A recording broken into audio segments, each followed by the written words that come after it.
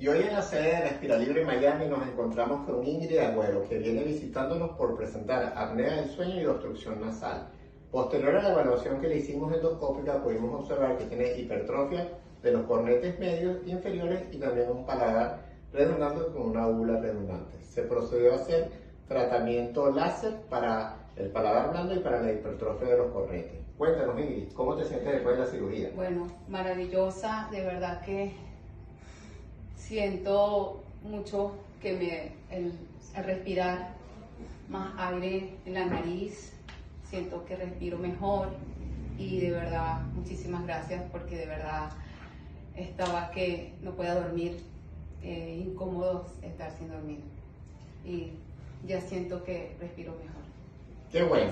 Y ya saben, una cirugía rápida, una cirugía ambulatoria con anestesia solamente con algodones locales, sin sangrado y muy rápida. Los esperamos en Respira Libre.